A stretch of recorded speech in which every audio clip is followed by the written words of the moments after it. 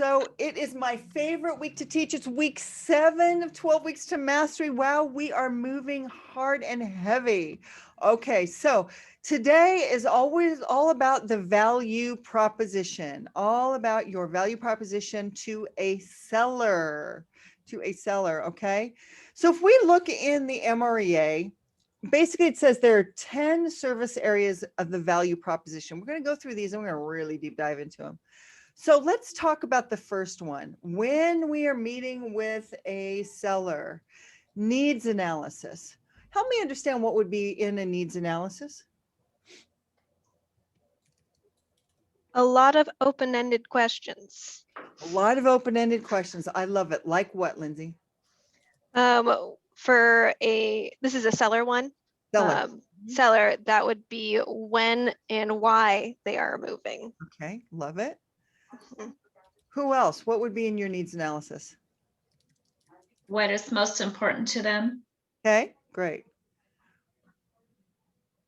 Would the needs analysis start at the first meeting or would it start at the qualification? Qualification. Okay. How many of you guys have a pre-qualification script that you go through with sellers before you meet with them? Juliet, you do? Okay. Most of you guys do. Okay. That's fantastic. Let's keep going. What more is in the needs analysis?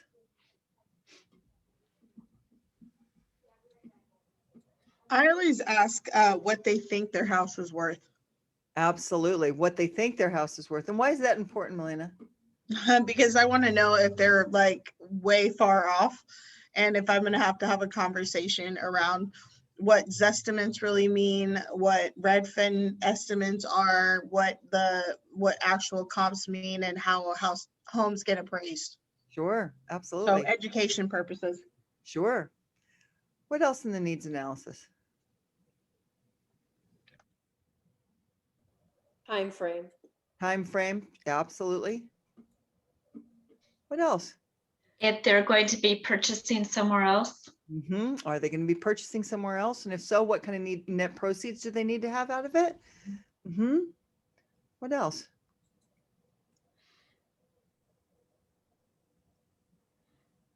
How about home preparation? What are they willing to do for their home prep? Okay. Let's go to pricing strategy. Let's talk pricing strategy for a minute. How do you approach pricing strategy?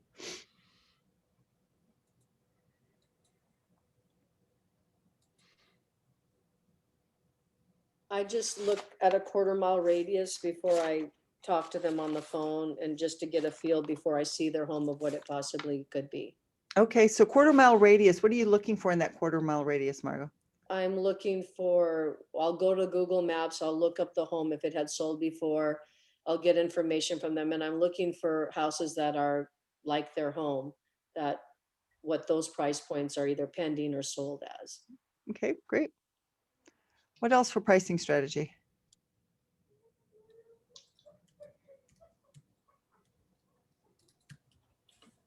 I also take into account making sure what it's going to appraise for, most likely.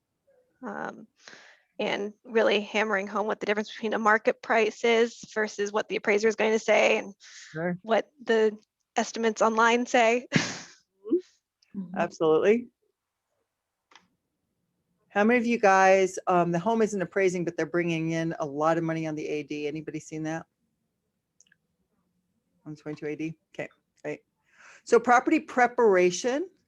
So really on the value proposition, you're helping with their property preparation. Tell me about what would need to take place on a property to get the highest value possible. What are some considerations? I share with them a lot about focusing on the structure, the safety issues as well. Okay. And the systems. Okay. Things that the appraiser and the inspector will be looking at. Okay, great. What else? Removing personal things from the walls and such. Absolutely. What else? Pet smells. Pet smells. Absolutely. My goodness. Pets in general. I tell people just to get their home as boring as possible, basically. I mean, that's just sort of like a one-liner that I use because they might really like their style and I might really like their style, but I try to explain to them that, you know, they're going to want to get things as eggshell white and vanilla as possible, because Okay. they usually are offended when, or I don't want them to be offended if I tell them, you know, this wild purple wall can't be purple anymore. Gotcha. Okay, great. What else? Property preparation.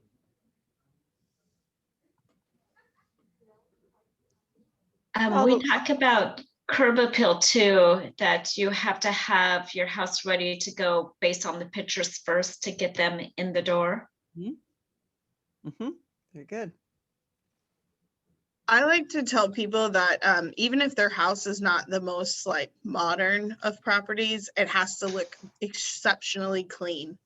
So like that is like my biggest, probably that's just like my biggest thing. Like that I will make sure that like, and I actually have my cleaner come in. It's part of my package that I will provide, mainly because I want to make sure that it is done really to the standards that I think it should be done, especially if my name's going to be on it.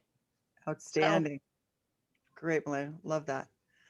Love that. We'll keep moving forward here. So marketing strategy. What is part of a marketing strategy? Open houses. Great. Flyers, Mm-hmm. video, 360 camera shots. Right. Love it. Daily. Love it. Campaigns. Mm-hmm. Postcards. Mm-hmm. Lots of those pieces. Of course, receiving an offer, I'm going to kind of move through these a little bit quickly so we can get to the meat and potatoes. Negotiating the offer to sell the property. So that is prepare post contracts, work lists, all that fun stuff. Pre-closing preparation, closing, and post closing. Now that's all the basic stuff that it says in the MREA. But let's go a little deeper. So I'm going to actually take you guys through what my value proposition was. And this is when I sat down with a client, and this was actually after my pre-qualification, but this is all the stuff that I would walk a client through. This stuff should be in your materials, but let's get into it for a second. This is all about you articulating your value. All right. First of all, a few things to understand. The best way to handle objections is before they come up. Would you guys agree with that? Anticipate, anticipate, anticipate, front load, front load, front load. You want to make sure in the absence of a question not answered, in the absence of that question answered, people will fill in the blanks and they will always go to the left side of crazy, right? They will always fill in something that isn't necessarily what you want. So we start off with that. The next one is each time you have an objection, that's a closing opportunity. Always remember that. Every time there's an objection, we can move past that to signing the paperwork. Okay. Positioning statements give you control. And if it's not said, like I said, it will create a void that will be filled with something else. So let's kind of take a look at preemptive statements. These are things that we take, they take away objections before they arise. So first of all, I love this one. Chances are I won't be the agent to sell your home. In fact, you wouldn't want me to be. What does that mean? Dual I agency. have a dual agency. Sure. What else? Representation. Who's representing who? Yeah, it's representation. And when we say representation, what do we mean by that, Margot? Well, if you're representing the seller, it's really not in the best interest of a buyer to use the same agent. And everybody should be represented on their own. Now, there are situations at times like short sales and things like that that are gone right now. But if you also have people on your team or partners, like I have Malena and my son, they can also represent somebody as long as it's not me. Sure, absolutely. And here's the thing, we have a fiduciary responsibility to our clients, correct? Absolutely. Sometimes we're really wanting to do that dual agency even. Here's the thing that I discovered about me, and maybe you guys are totally different and it's good if you are, but for me, I cannot have I have to have a favorite. Like I've done dual agency a couple of times and I always had my favorite and I was always afraid that I was helping my favorite out more. It's just a human condition. So that was one of the things that I have a fiduciary responsibility to my clients. Another preemptive statement is you are paying me to represent you. So that's along that same vein. And you are hiring me to manage the transaction. Now, this is a big piece that we forget a lot, and we're going to go into pretty good detail about managing the transaction through here. But this is a piece that most agents do not touch base on when they are going all the way through the listing presentation with their clients. So let's start off with number one. You are hiring me to manage the transaction prior to mutual acceptance. So there is prior, during, and post. Would we all agree that there are those three sections that we're looking at? All right, so let's go into, first of all, market with professional photos and staging advice. So together we will work to make your home most compelling inside and out. Notice the word compelling. What does that word mean to you guys?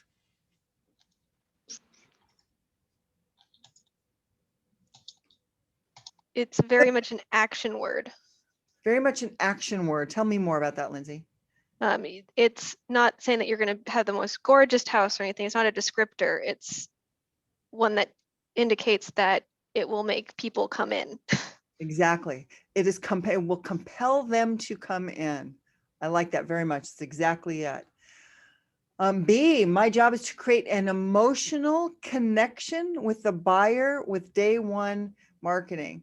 Why would we want to make an emotional connection? Buyers act on emotion. They do.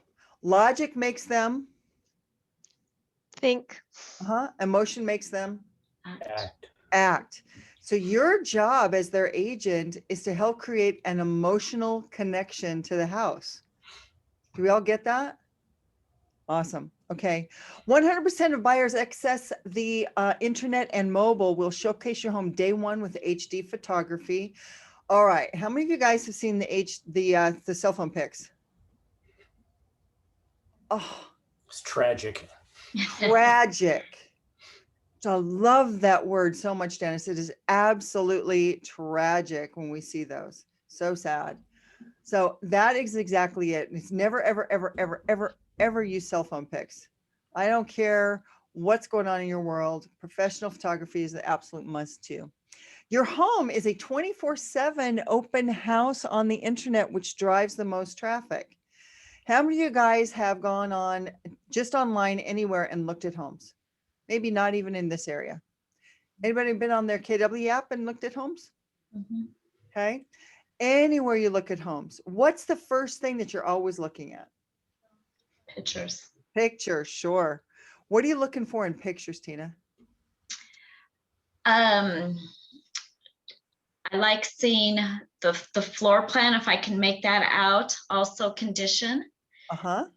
And of course, if the toilet seats are up and the pictures are dark and dingy, it's a big turnoff. The total turn off.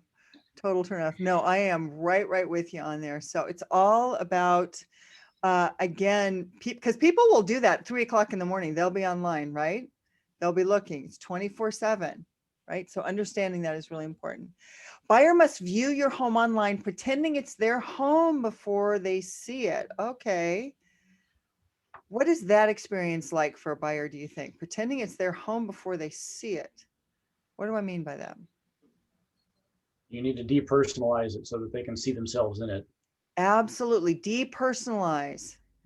Make sure that it looks HDTV quality, if at all humanly possible, but not, it should look staged. It should not look lived in. Make sense? Okay. Then they on mobile, they are out in front of your house. Can a buyer see that property from the front of your house? How would we do that if they wanted to just see it online?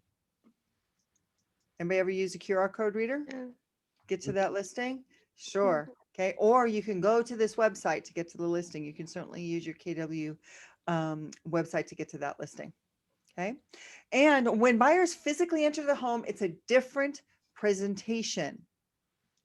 We'll need to manage clutter, flow, storage, habitability, smell, and sound. So now all we have is a visual when we're looking at pictures, when they're driving by the property. When they get in the house, let's talk about the 5 senses for just a second. And again, this is the advice that you're giving to clients. So what do you think is the single most important of the 5 senses when buyers are inside of a home? Smell. Smell, you better believe it. All right, what is the single best smell you can have in a house to sell a home? Cookies, bread, You just nailed it, Dennis. Bread. Home, fresh baked bread. I used to have 10 bread makers and I would give it to my sellers and I told them they had to make bread every day. They could take it to work, give it away, but they had to make bread every day. Mhm. Okay, so your first one you said was cookies. That's the second one. What type of cookies? chocolate chip. Chocolate chip. Chocolate chip in what season? And what season? In what season? The holidays? Before that, it's actually fall is the best for chocolate Okay. chip. Oh, Okay. What's the Interesting. best for spring? What do you think? sugar Sugar cookies. cookies. Sugar cookies. Absolutely. Okay. What is the very best winter smell? Cinnamon? Christmas tree.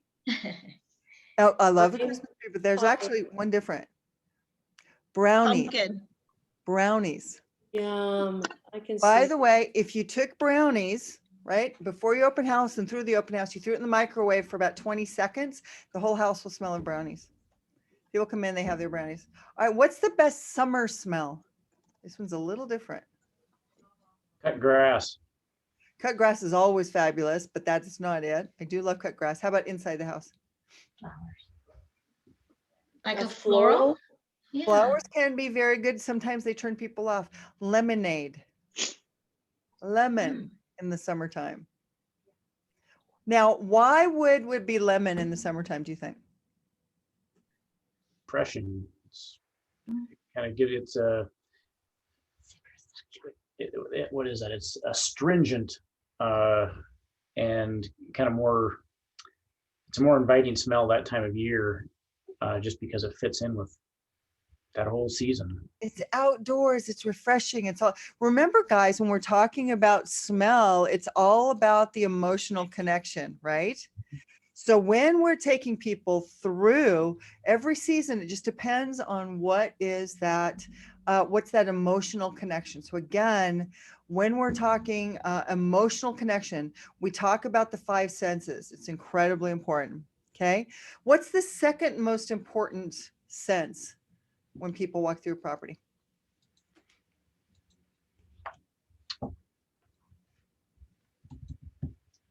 Say sight. Sight, absolutely. It is sight. What are they seeing? So how clean is that house? How, what's the flow like? By the way, where's one area that sellers always forget about? The front porch. The front porch. And here's the thing that they never do. Everybody looks at this eye level, right? What you always want to do is take your sellerites outside and have them look up. What do you think they'll see when they look up? Cobwebs. Cobwebs. Cobwebs, every time. What do you think they'll see when they look down? Dirt. Dirt. They don't see leaves, or it's so funny. So my husband and I are in the process of getting our house ready to sell, and I never saw it because we never go in our front door. We actually had some brick falling off the front. Didn't even know it. Like, well, holy heck. It was so crazy. So one of those things, right? Okay. Then the third most important sense.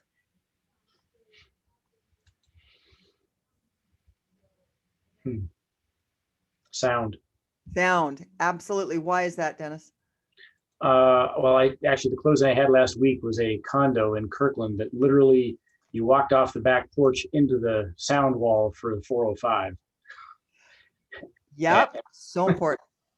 And we still in this market had multiple offers and tons of showings, but I knew it was going to be our primary obstacle. Absolutely. Absolutely. So here's a question. When you've got an open house going on, do you play music or do you not play music? Yes. That's the perfect answer. Did you hear what he said? Do you play music? Do you not play music? And he said, yes. Why is that, Dennis? Well, it depends on the scenario. Uh, if I'm wanting to, if I play music softly so that I can have conversations with people coming through, and it's appropriate and can help me actually drown out some background noise, then yes. But if it's competing with background noise that I can't get rid of, then no. Okay. And another reason to not play music would be what? It may not be to their taste. Could be their taste, or is the house like, is the neighborhood just quiet? Oh, Yeah. quiet neighborhood, and all you hear is the birds chirping, right? And just, children laughing way in the distance, that kind of thing. That can really sell a house as well. So it just depends on what you're trying to accomplish. It's all about the emotional connection. Okay. Of course, we always have touch. Touch means texture in real estate world. So you're not going to have anything just real stark. You never want to do an open house in a completely blank, empty open house. Of course, right now it doesn't really matter because it's going to sell. But for the most part, you want to give it some life, some texture. Okay. And then finally, it's taste. Okay. So whenever the house is available, certainly when you're doing open houses, you want to make sure you've got something to feed people. Having said that, there's nothing ever wrong with an open house, and on the counter, it says, take one. For example, I used to always have my sellers during Seahawk season. On the counter, there would be a bowl of Skittles, of the packets of Skittles. Why did I do that, by the way? Sean Lynch. Marshawn, absolutely. So it was kind of a fun trademark. Okay, great. All right, so let's move on to the next one then. 2, utilize state-of-the-art 3D technology and video. Really making sure, guys, that you're taking HD photography. What is really important these days, though? What do we discover that people really want? The Matterport. They want Matterport. And why is that, Tina? They can actually feel like they're in the house without being there. Absolutely. People want to walk through houses now. They absolutely do. We try to take them through the house. It used to be in the old days, it would be like from the front yards to the front porch to inside the foyer. But really, we've discovered that people still don't get a good sense of the house. If there's a house that doesn't have a Matterport and a house that does have a Matterport, which one do you think, if all things are equal, which one's going to sell quicker? With it. It's going to be the Matterport, just because people have had an opportunity to walk through that house. Okay. How about drone photography? Yeah. Okay. Why would that be important, Dennis? Shows the neighborhood, shows views, shows what the backyard and the roofs look like. Absolutely. Everybody's wanting those now too, right? So we got HD photography, we've got Matterport, and we've got drone footage. Yes. What's another thing that you could add to the listing? Walkthrough video. Walkthrough video would be fantastic. What else?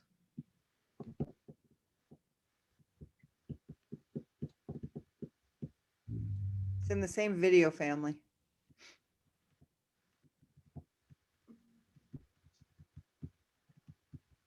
Here's a sense for you. Drive the neighborhood. Mm. If it's a great neighborhood, go videotape the neighborhood. Here's the entrance. Here's you driving in. Why not, right?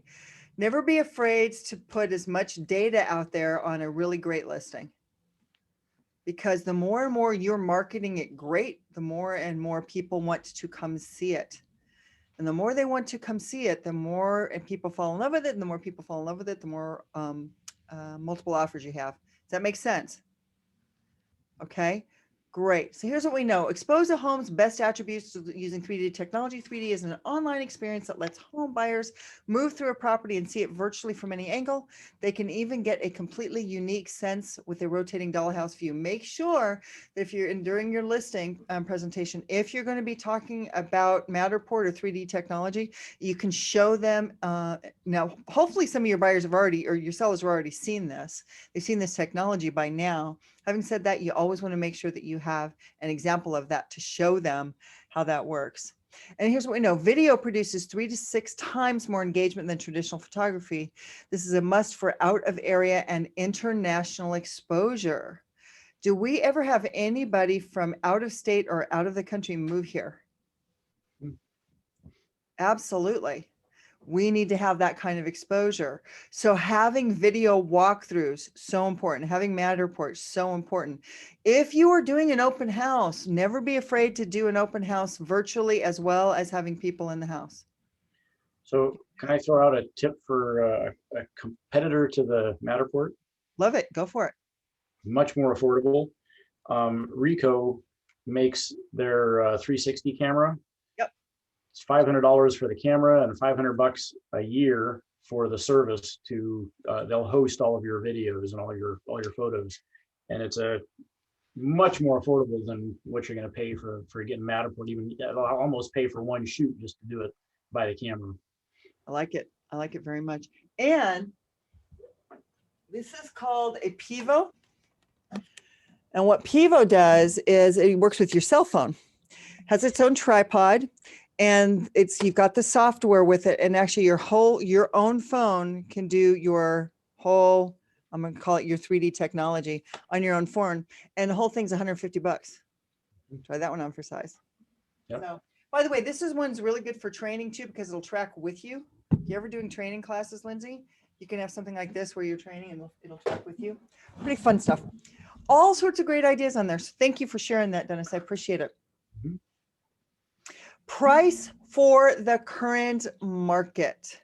Price for the current market. I will counsel you on how to position your home on the multiple listing service via pricing for the current marketplace.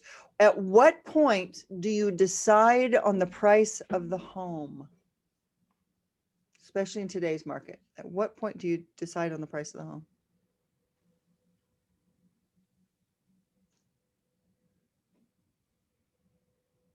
I'd say you make an early decision, but then it's always up for adjustment until it goes live. Okay. That could work. What else? With the sellers at the first or second listing appointment. Might be a bit early. Might be a bit early. And right now, and it depends on how much work the client is doing, really. But if you price it 72 hours before it goes live, you're probably going to be the very closest. Because remember, pricing is all about the competitive advantage. When you are putting the house on the market, you want to know what other properties are on the market now, because what you do not want is for your property to sell the next door neighbor's property. And what do I mean by that? You don't want your property to sell the next door neighbor's property. What do we mean by that? You don't want to list your price Priced. less and then have the house next door sell for 50 or 60 over asking or over what you got for yours or Yeah, more. so if you're overpriced and the next neighbor is less than yours, you can help sell it, right? Mhm. Okay. So how does it show? How does it look? Everything, you're going to get to that final decision by about 72 hours before, because they've done all of their cleanup. They've done all of the improvements that they're going to make. And then you can look at, okay, what's the market today look like? I'm about to go into competition. Always remember, you're always in competition. It's a competitive thing rather than just a pricing thing, because one of the biggest challenges that most agents have is they just look at the comps, and when they're going on their listing appointment, they give a price. You can give a range, but never give the price until you're about ready to go on the market. Know what you're competing against. Make sense? Okay. Proper positioning is necessary to maximize price interest and generate activity. Price too high, lose buyers and marketing time, as well as make other listings sell quicker because their price looks better than yours. Price too low, leave money on the table. 4, I will personally handle all inquiries about the property unless you have a team. But here's how you would say this. Most importantly, during high volume of inquiries in days 1, 2, and 3. Now, sometimes you have a team, and it's actually my very highly skilled team will make sure that they handle all the inquiries. You can say it either way, but you just want to make sure that you're handling those inquiries. Okay. Screen and verify all qualified buyers. All right, what do we mean by screen?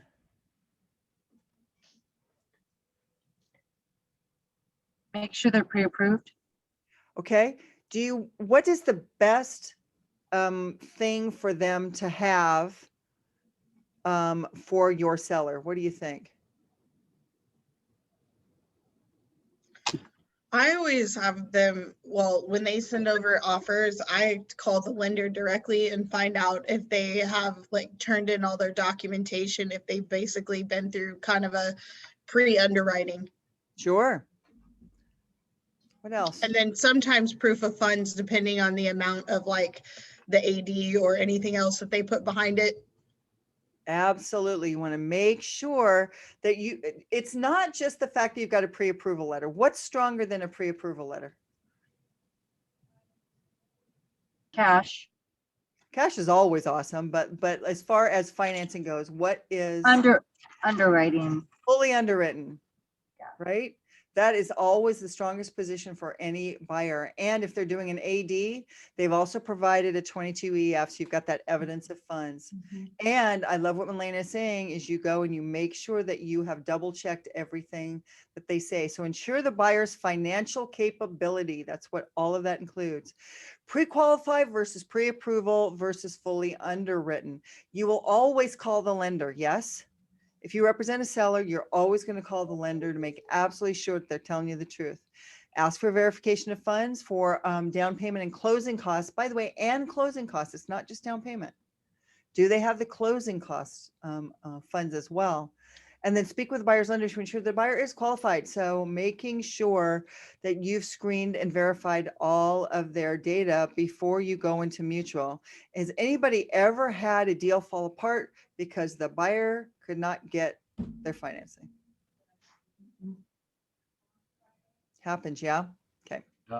I had actually a really fun one of those about 2 weeks ago. I got a showing request on actually a friend of mine's listing. And so I went and showed it.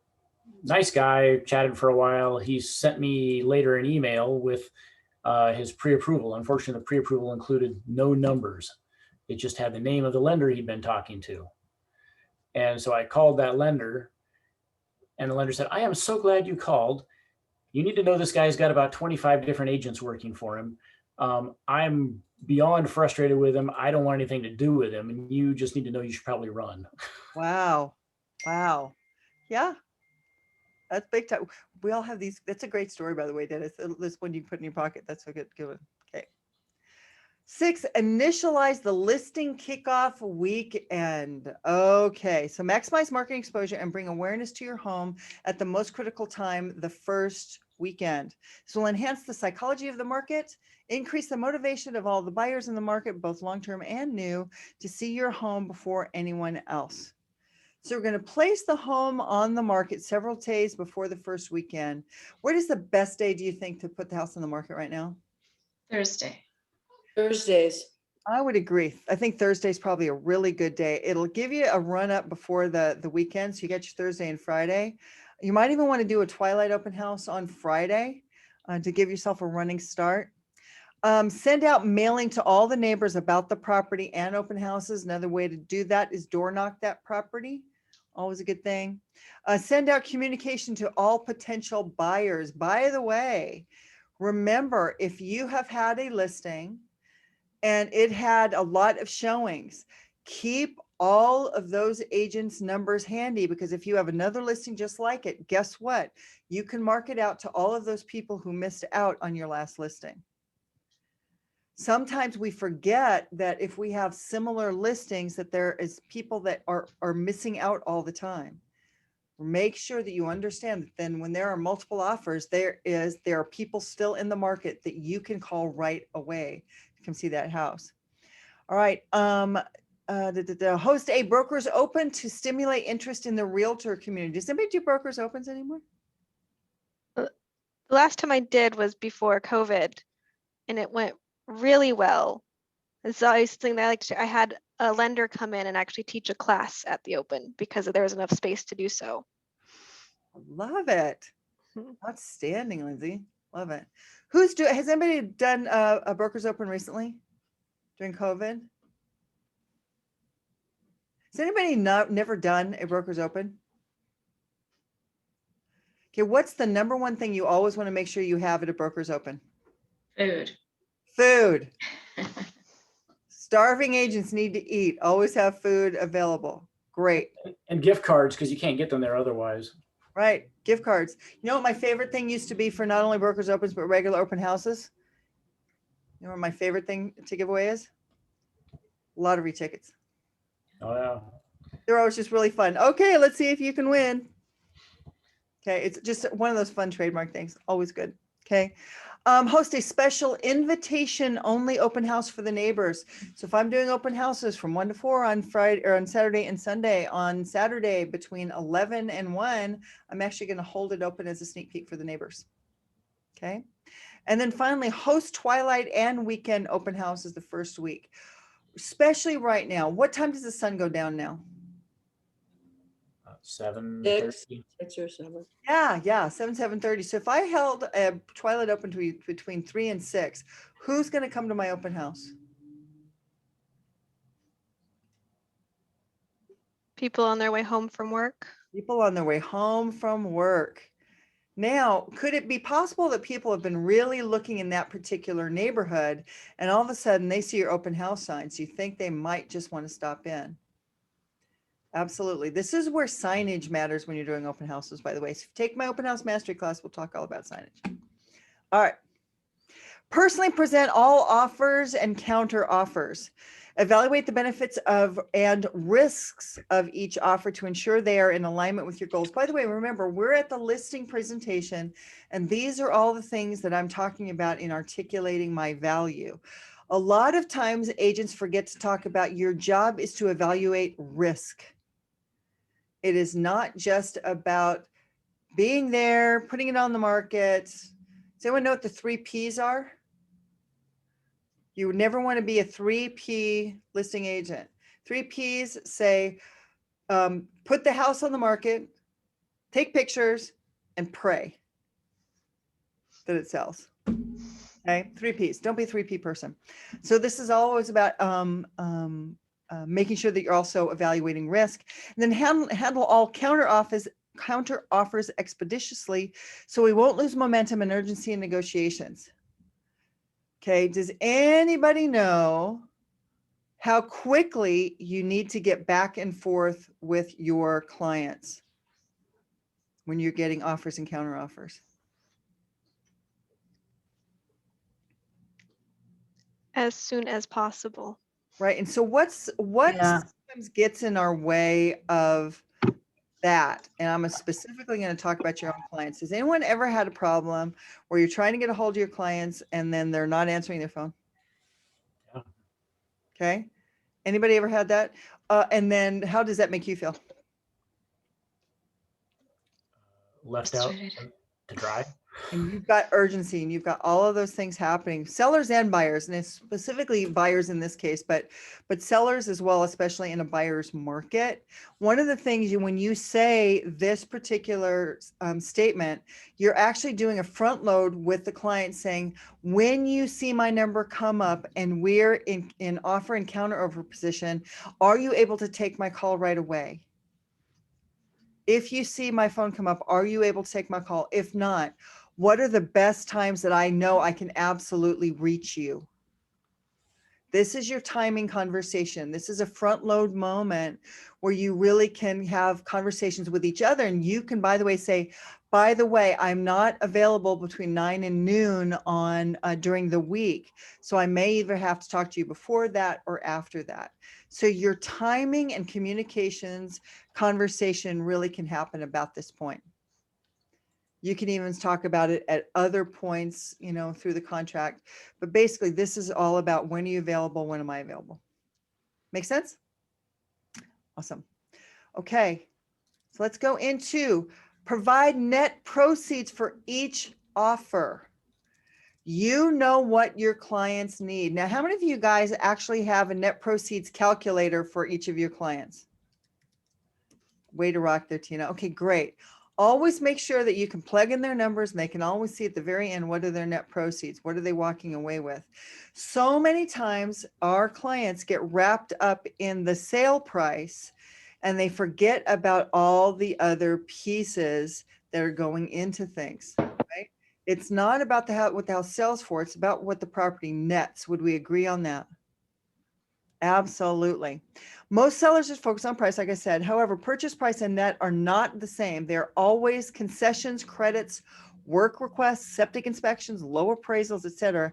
Many of those costs come off the top. Price does not equal net. Higher net is the goal. This is one of the best pricing conversations that you can have when you're in that listing appointment.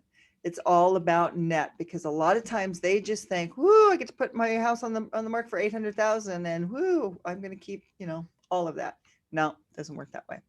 Okay. 9, communicate effectively and efficiently. We're going to continue our communications conversation. Studies show communication with their broker is one of the biggest consumer frustrations. What is your preferred method of communication? Email, text, call, video chat. You always want to make sure you know exactly how they like to chat. We would speak a minimum of 1 time a week. Right now, how often do you think you need to speak with a seller? It's daily, Tina. I totally agree with you on that. I think it's daily. More highly if it's urgent or an emergency. Communication would be directly with me or with my very, very highly trained assistant if I have a team of professionals who will handle communications, so you won't have to wait on anything. Okay. 10, respond quickly and professionally. Because of my instant market exposure, most inquiries will come in on days 1, 2, and 3. I will handle all inquiries from agents, buyers, neighbors, signs, emails, etc. Public response from the internet creates a high volume of interest. I will be available, or my team will be available, to represent your best interests and not lose any opportunities. Okay. How many of you guys are getting back with anybody who has questions about the property? Here's a question for you. How many of those people, when you talk to them, have a house for sale? Have a potential house for sale? How many times when people have called on the property, have you thought of them as a potential client? It's really interesting. Most times when I talk to agents, they actually don't think in those terms of that being another potential client, because they may have a home to sell, or they may not be represented by an agent and this might not be their home. Could you be their agent as well? So just a couple ideas on that. You are hiring me to manage the transaction. So that was all the stuff before the transaction. Now let's go into after mutual acceptance. And again, I'm sitting here, I'm going through these points with my seller. By the way, am I going to be sitting with a high D personality and going through this like I'm going through it with you? Oh, hell no, Juliet. Why not, Juliet? Probably kick you out. No, too much. First page. I'm going to move a lot quicker. It's bullet points. So I can give it to them to read, but I'm going to touch the high points. Okay. If I'm with if high C personality, am I going through it with as much detail as I'm going through with you? Yes, absolutely. I'm going to go through every single bullet point with them. How about a high I personality? How would I present all this with a high I personality? And does everybody know what I'm talking about when I call DISC? Does everybody know those personality types? Okay. Mhm. High I's love the stories. Mhm. High And I's fun. love the stories. What'd you say, Tina? And fun. And fun. They're fun. They love the stories. Tell the thing, right? High S. What do they need? What does S stand for in this situation, do you think?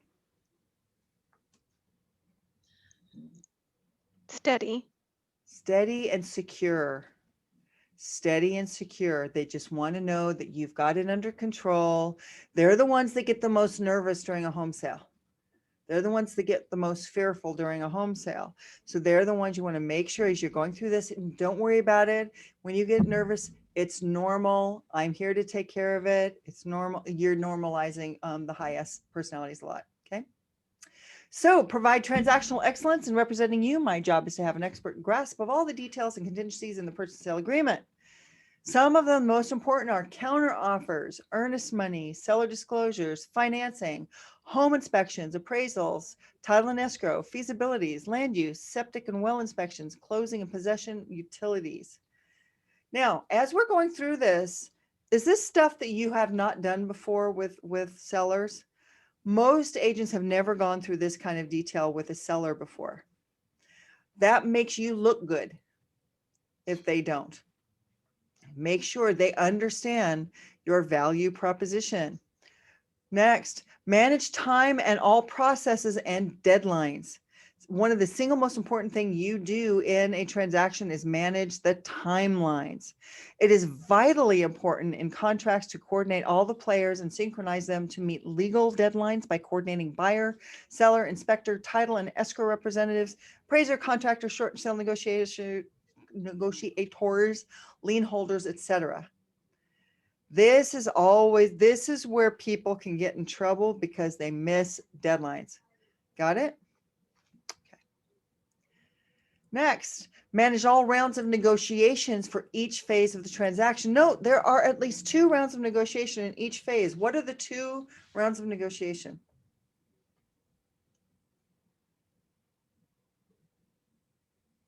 Purchase and the inspection. You got it. The purchase, the time of you're getting to mutual acceptance, and then at the inspection. Every single thing can be renegotiated at the inspection response. Everybody get that? Awesome. Okay. It's all about protecting your bottom line. Again, keeping them thinking about net. Credits, price concessions, work requests, those are all things that you are helping them manage. Work with the appraiser to fight for your price. Do you show up and let the appraiser in yourself? Yes, if at all humanly possible, always, and always have comps with you. The comps that will prove your price more than anything. Or what are all the features of the home that may not be necessarily evident on the listing? Okay, making sure that they are seeing all the bells and whistles. We could be in an inflated market with inflated prices for comps, depressed market with short sales and foreclosures, a highly varied market in some locations where appraisers are not expert, etc. By the way, just try to find a VA jumbo appraiser. Those are always fun, especially in this area, just saying. Navigating through mixed signals, tighter guidelines, low appraisals, FHA 6 months, etc. Meet the appraiser personally and provide supportive documents for our price. Did you know you could do that? Yes, you can. It's a beautiful thing. Right. Manage closing and possession. This is the highest time of stress for both sides. Would you agree? Yep. Why do you think that it is so stressful at that point? Most amount of change all at once. Mm-hmm. What's happening at that point? Packing for a move. Yep. Hand off all the pieces. You've got a bunch of utilities you need to manage. Yep. Just a slew of things going on. All of it. And it's a lifetime transaction. Like you're putting hundreds of thousands of dollars on the line on a home. Right. Until it closes, we're not completely done. It is the most important time. Now, here's my question to you guys. At the point of the walkthrough, have you called the lender to ensure that absolutely everything is still on track? Remember, you don't do all the lending stuff at the beginning and not touch it at the end. All the way through this process, you're double checking, especially if there might be a little bit of question on the buyer's ability to get lending, right? So make sure you're reaching out like crazy at that point. This might be a good storytelling at this time. Okay, so this is the highest point of stress. Coordinate movers, trucks, utilities, changeover, and shut off. During possession, ensure that there are no last minute surprises. Got it? Okay. You are hiring me to manage risk First of all, manage your risk liability during and after the transaction. This is an incredibly important conversation to have that most agents miss.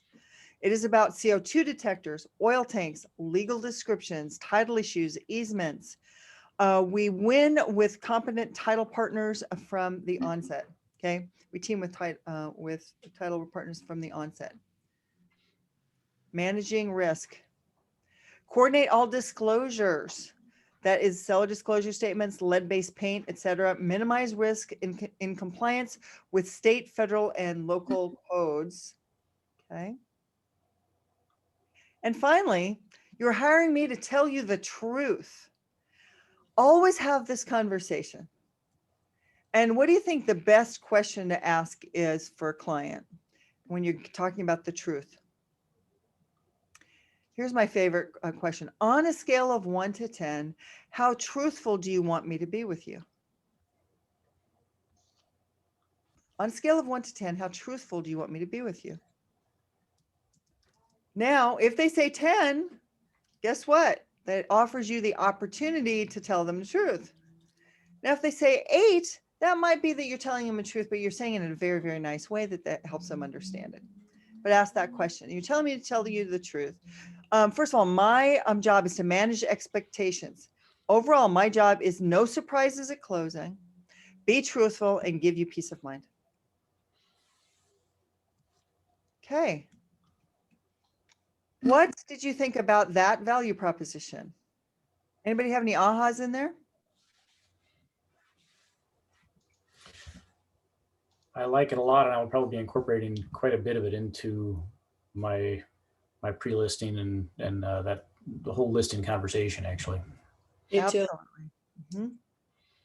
I used to always have it all there listed, and we would go through it depending on their type of personality, but whatever personality type that they did, we would go through it. I'll guarantee you that, and by the way, I used to always like to go first. I'm a go first kind of person. That means everybody behind me looks bad. By the way, when you're in a listing presentation, just real quick, listing presentation and it went off really, really well, and they love you, and you say, "Are you ready to sign the paperwork?" They say, "Well, you know, we've got one more agent coming." And I say, on a scale of 1 to 10, if you didn't have another agent coming, how likely would you be to sign paperwork with me right now? And if they say, "Oh, probably a 9 or a 10, say, "Great. You liked what you saw." I'll be happy to call that other agent and let them know that you're not going to be going with them.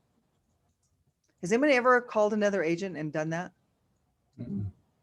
Juliet, you have? How'd it go? It was actually my mom's best friend, and she's like a mega agent. Uh-huh. I looked up to her a lot, and I still do. And I had to tell her that I beat her, and it felt really good actually. And she was a real sport about it. I like it. Most agents would be.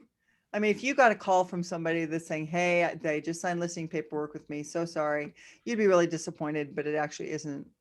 Most people are really kind to each other. It works out like that. Make sense?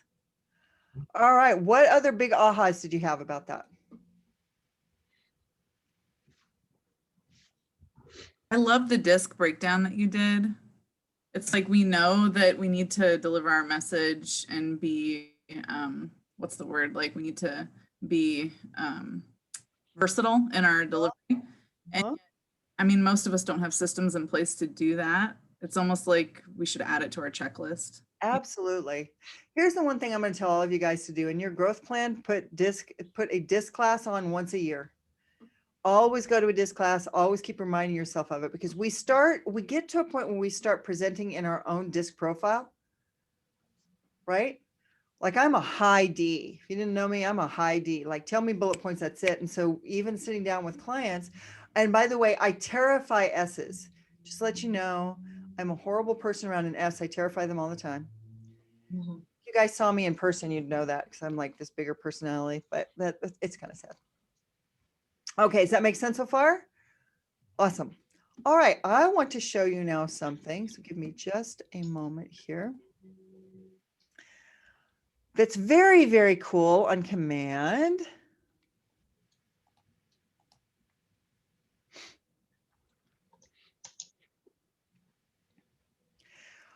So how many of you guys are starting to really use command at a high level. What do you think?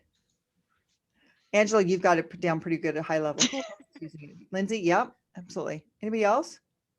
So, Kind of so-so. Okay, I want to show you a really cool thing that you do have in your materials, but I'm going to show you how it works inside commands. Let me share my screen. So this is, of course, my command dashboard right here. And we're going to be going over to, let me get you guys out of the way a little bit. We're going to go over to opportunities. And inside opportunities, we always have our 5 main buckets. We've got cultivate, appointment, active, under contract, and closed. We all know that, right? Now, what is really important is to be able to manage the transaction really well inside my opportunities. So if we look at cultivate, I'm going to click on cultivate, and it defaults to watch, nurture, and hot, right? And it also defaults, and I don't know if it defaults to this or not, but it has percentages here of the likelihood or probability that at this point in this phase, that this particular transaction is going to close. So someone came new into my world and I put them in my opportunities. It has a 5% chance of closing. That might go up and up each time. Now I have the ability to go in here and I can edit these stages. Does everybody know where I'm at? Has anybody ever done this before? So I'm just going to click on edit stages. And I can even add checklist items. So under watch, I've got some checklist items here. So I'm just going to click checklist, and it has these to-do items as I go through. Does everybody see that so far? Tina, have you not seen that before? not this depth, no. Okay, so we can actually add that. Now I'm going to go back over here to my, can everybody see my listing checklist here? So this is from KWRI and it's ready for you. Now you can take it and morph it as much as you want, but it's a good starting place. If you'll notice, it has cultivate, appointment, active, under contract, and closed for the listing. Then it has watch, nurture, and hot, and it puts your probabilities together in there. And then it gives you a list of your checklist items. Can everybody see that? So you can take this and put it in. So let me show you how that works at a really wonderfully high level. New share. Okay. So I'm actually going to go back over here to my cultivate. And I'm just going to move Will Smith back over to the first one. Okay, you'll notice Will here. As I'm working with Will, by the way, who has a whiteboard? Anybody have a whiteboard in their office and they handwrite it? Okay, I'm going to show you my favorite thing on here is list view, because on list view, I can actually see things just like if I had it on my whiteboard. I'm seeing a lot of agents now get a big TV and put their command on here rather than their whiteboard. But if I go over here to Will Smith, I click on checklist, it's going to tell me all the things I'm doing. And let's say I finished with obtaining the phone number. I finished with the property address. That's really good. Got that? Go to board view so we can kind of see everything here. Now you'll notice I've got checklist 4 out of 4 here, right? All right. Now, but oh, I just scheduled the appointment. So I'm going to drop him back over into the appointment phase. And there's Will. And look, the checklist changed for me automatically. The checklist changed automatically when he went into a new phase. So now I click on that, and now I can start clicking things off. Now, let's say I went from scheduling to scheduled. I want you to keep an eye here on the checklist. Scheduling to scheduled, and it changed. So as I move someone through the process, the checklist automatically update for me. Well, are those items in each checklist automatically in there, or do we have to input They're them? not. You're going to Okay. input those. So on this list that I just showed you, Mhm. basically what you would do is you would go into this particular stage, you go to edit stages, you would make sure that these are all done. So if you'll notice over here on the right-hand side, I've got the little pencil. I can click on there. I can change whatever that title is. I can grab it here and move it around if I want to. Then right here is where I can edit and add those checklist items. So here's the cool thing that you guys can do. And I'm going to go ahead and share the other list again. So again, this should be in your materials, but you can go through here and change this as much as you like. You can add as many different stages as you want. So in each phase, you can add as many stages as you want. Okay, so I could have watch, nurture, hot, almost ready, buying in 1 month, buying in 2 months, buying in 3 months, selling in 1 month, selling in 2 months, selling in 3 months, whatever the case may be, I can put those in here. Okay, does that make sense? Mhm. What do you think about that? That's nice. It really is very, very cool. So you can totally manage what's happening inside of your command at any given time, right? And so this becomes your complete workflow. You always know what's happening. Now, here's the coolest thing. When you put in the probabilities that I just showed you, whenever you have someone inside this phase, you can tell how much potential income that, let's say that I'm going to be, that's all of the commissions put together that are possible. Okay. So in this particular one, I've got $94,500 commissions possible that's inside of my pipeline here. Probable income is $41,400 because of the probabilities of that stage. So I'm going to go back over here to appointment, and we're going to notice that here under scheduled, I've got a 20% chance of them going through. Now let's say I put him under contract. And I go back to my opportunities. You'll notice that the potential income, the probable income, why did that go down? That shouldn't have gone down. That's interesting. Oh, I bet I don't have anything in there for him. I do. That's interesting. I don't know why that did that. That's strange. Okay, I'll have to look at that. That should have gone up, by the way, on probable income. That should have gone up, not down. But I can manage all the way through the process. Does that make sense? Okay. What kind of questions do you have on this? I love opportunities. Opportunities and smart plans are my favorite things. I don't have any questions, but I just want to add that you can put due dates on all of your checklist items as well. Absolutely. So if I'm over here on my checklist items, hang on Tony the Tiger, wait. Lindsay, I should have you driving for me. Sorry. In a particular phase, and I don't have everybody in there, but if I go into my edit stages on any of these kind of things, I can do all sorts of fun stuff. So Lindsay, I'm adding those due dates on the particular client, right? I'm not doing it inside this, right? So if I go over here to, let's say active, what do I have?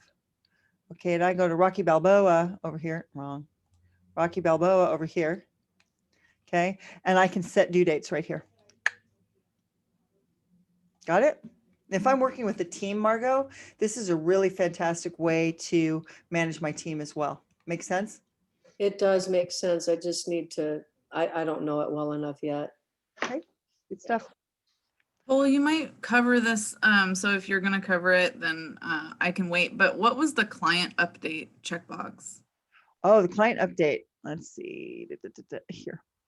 So if I can do a client update, what's going to happen is it's going to be emailing them so basically what happens is some of the checklist items I have in here, I'm not going to, every time I go in here, I don't want to get an email to the client. What I want to be able to do is email them when something vital happens. So like add to seller listing, create flyers, command, all those kind of things. I might want to do that, but I might want to see if I schedule the open house. I want to make sure that I let them know when that particular thing has happened. Click. That means that they're going to go ahead and they're going to get an email based on that. It's going to show them where we're at in the process. Does that make sense? Yeah, thank you. You bet. All right. So it sounds like it's fairly similar. Whoops.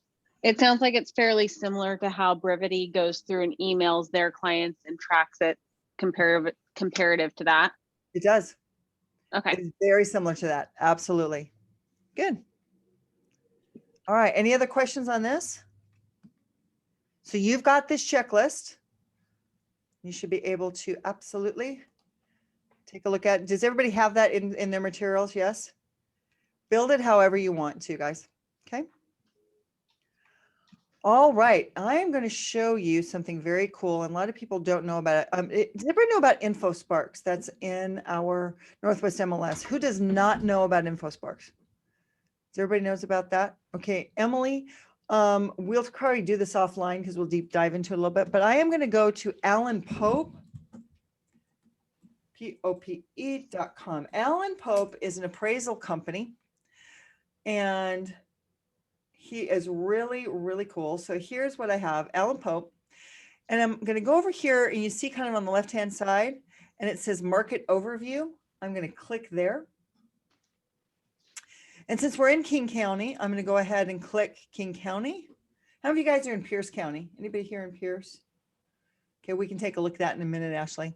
All right, so this is very cool. I'm going to make this a little bigger as we see it. So this is some great data for you historically. The blue line is going to be inventory and the red is net pending. And we go from 2016, so it's always 5 years back, 2016, and we go to here. I want you to notice something that's really fascinating.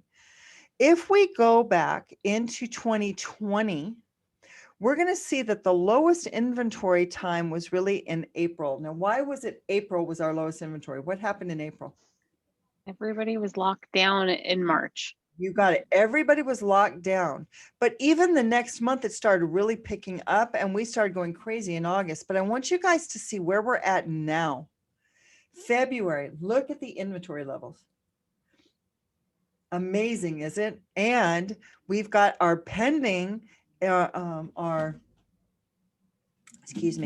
have got our pending at some of our lowest here as well. So 1828. This is interesting because it has been, or red, I knew I was saying that wrong. Pending is 26, 1828 is our listings on the market right now. Wow, look at this, guys. Have we seen anything like that since 2018, maybe?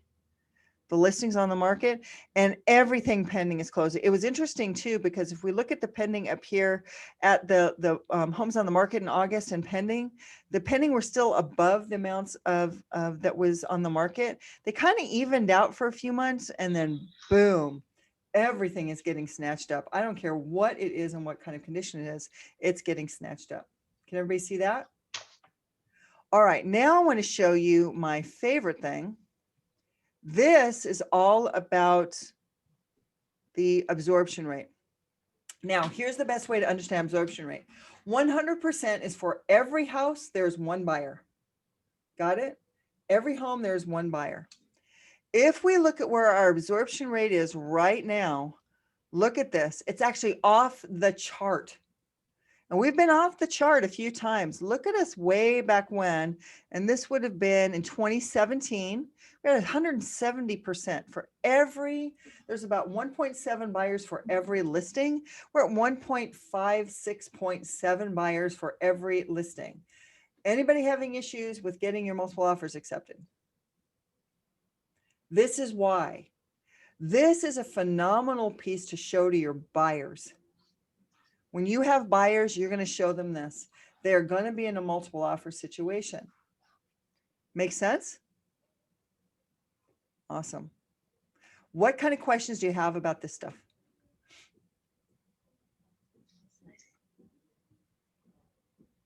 Has anybody seen this before? Brand new? I know, Lindsay, you've seen it for sure.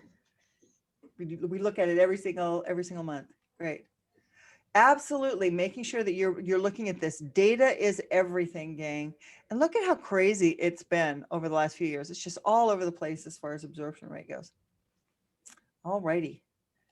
So go back here. And your listing presentation. Does everybody know how to find their listing presentation inside of Command? Shall I show you? Would you like to know how fabulous it is? All right, let me find my Command again. Hang on a second. Okay, can you guys see my dashboard? My Command dashboard? Yeah. Awesome.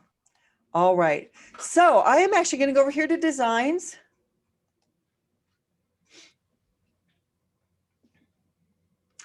And I'm going to go to my plus sign down here at the right. And I'm going to go to print. I'm hit next.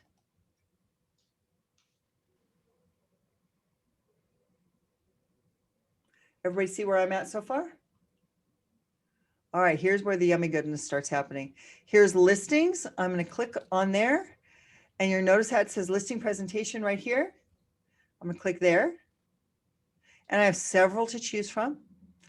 I happen to love this one right here. So I'm going to click use. You can use any of them you want though. You can use parts of them.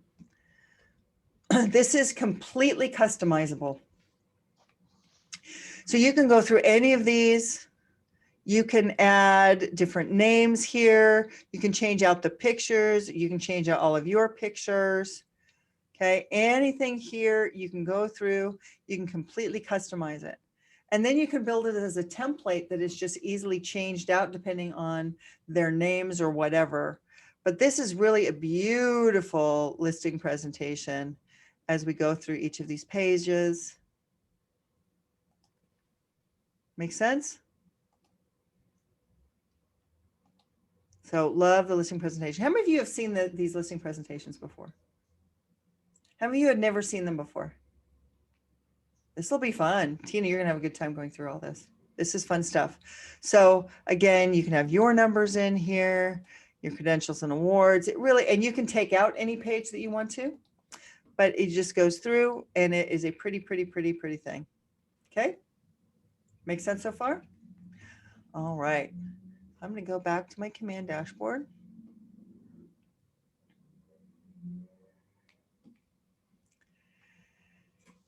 And I'm going to go over here to consumer. Everybody click there. When I click there, what you're going to see is agent sites, landing pages, and guide builder. Now I'm going to grade my guide builder. Does everybody have their KW app on their phone? Does everybody have it? Okay, do me a favor, open it up.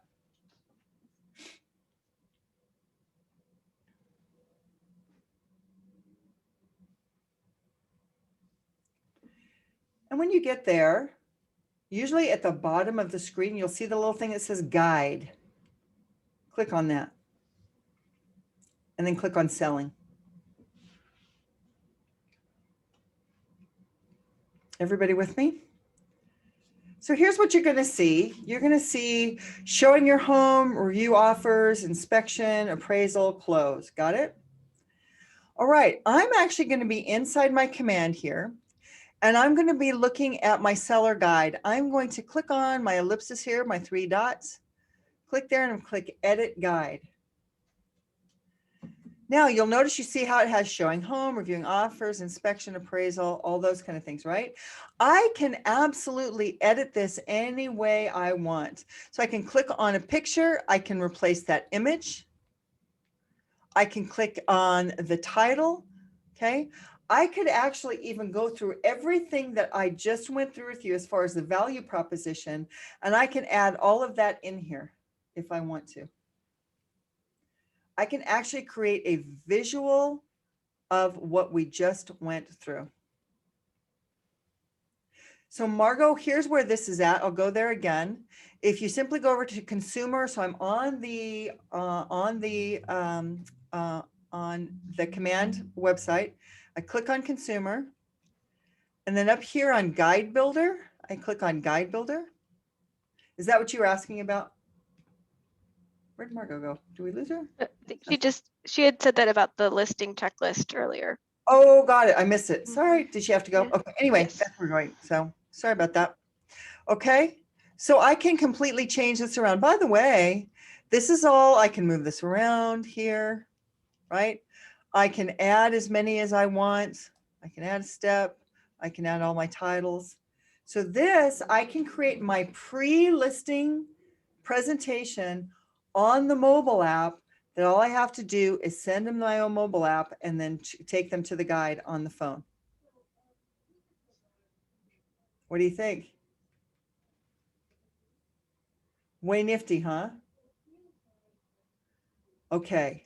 So we have gone through a lot today, gang. We've gone through a lot today. Let me just get back to where we were. All right. So consumer building. Okay. Your job this week, should you choose to accept it, is to customize your listing presentation and designs and your seller's guide in your consumer app. And or go into your opportunities and set up your checklists. These are things that they're going to take you longer than a week. What I want you to do is get it on your calendar to be able to start it. Does that make sense for everybody? Absolutely. Just want to make absolutely sure that we're starting these. These are big ideas that we're going to start getting designed into it, because we want to make sure that all of the tools that you've got available to you, you can really start using. So your opportunities, your value proposition, incredibly important, your listing presentation, all of these things can be added into your listing presentation that we talked about today. Got it? Okay, let's go around the room and let's create, let's grab ahas, observations, action items. Let's start with you, Angela.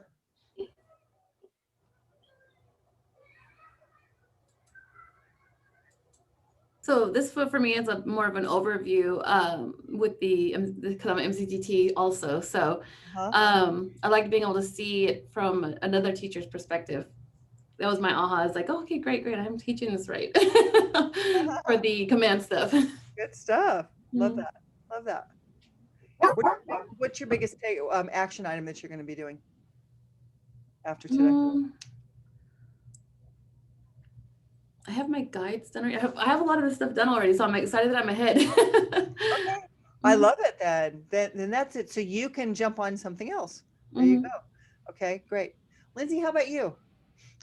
I am going to add some of the additional value proposition stuff into my existing presentation. That's the big thing. And make sure that I have all of my listing checklists down, kind of have them in OneNote and in Command. So making sure it's all in the same place. Love it.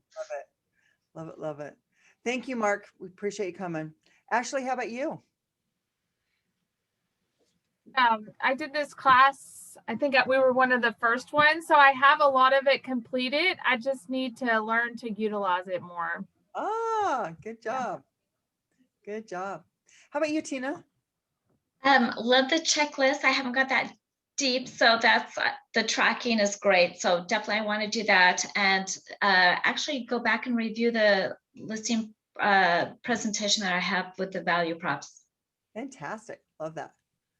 Love that. Hey, Dennis, how about you? So I've been using a combination of Cloud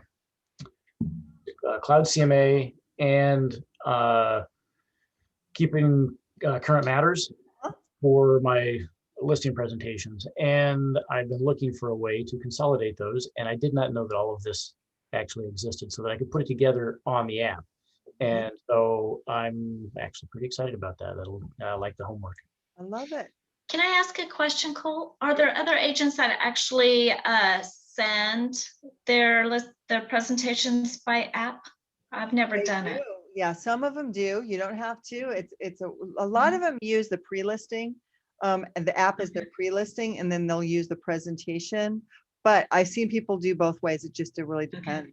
Okay. I think it's how you find it. I would go through each of these listing presentations and find the very best things that you like, and that would probably be part of your either sit down or your Zoom, because you can absolutely put this together as a Zoom, either in PowerPoint or simply as a PDF file as well. So that works out well. Juliet, how about you? I have a long list, but the first thing on that list, I believe it was Melania that said something that really struck me. We were talking about paying for a cleaner, and she said, if it's attached to my name, I want it to look good. And I've always been one of these people that just like doesn't want to spend anything on anything for my listings. That really resonated with me, and I'm trying to do things a little bit differently. So I think I will be considering paying for cleaners on my listings now. I think that's such a smart idea. And by the way, let's challenge what you said. It's not paying for stuff, it's investing in. Yeah, that's exactly the mindset. Yeah, exactly. Got it. Very, very good. Emily, I know you're a little bit different. What do you think about this from the MCA and MCTT perspective? Well, we just recently actually started using campaigns and opportunities within the market center level to do inside leads. So we're actually hiring for someone in the next couple weeks. So it was fantastic seeing the actual practical implementation from the market center tech trainer side into the agent perspective. And I was like, oh, this might be an easier way to start building out some of the ISA pieces and the TC pieces for our whoever we do for shared services. And I was like, I didn't even think about it in that perspective until you were literally walking through. On top of, I think I'll finally be able to get my OP over from Brivity into Command fully. So, you know, there's that. Nice. Love that. Love that. Okay. Saving the best for last. Not really. She's fabulous. But Milena, how about you? Biggest ahas, biggest takeaways? I think for me, like I'm actually, I have the marketing team that I pay to do my stuff. We're actually working on the listing. But I think like there's a few things like in your slides that I took away that are going to be really important. They're things that I say, but I take it for granted that I don't have it as a leave behind. Yeah. Like, because I feel like, oh, you should know this, but actually people don't know that. And every agent is different, right? Oh. So I will be implementing that. And then also on inside of the opportunity list, I thought that was really good because I have created like emails for what's happening now, what's going to happen here, and what happens after. And I have a whole series of those that I send out personally that I've been doing for a long time. So it's going to be cool to kind of just have a system in place. I hear you. I hear you. Well, I'm glad that you have all of that definitely going, and I'm glad you get to add those in. That's fantastic. Okay, gang. So fantastic work today. Next week, we're going to be doing buyers. So what we just did here, we're going to do with buyers. Not quite as in depth, but it is definitely there. All right. I hope everybody really has a fantastic week. It's so gorgeous out right now. And just go get out there and enjoy a little sunshine. All right. Sound good? All right, guys. Bye. Thanks, Paul. Bye.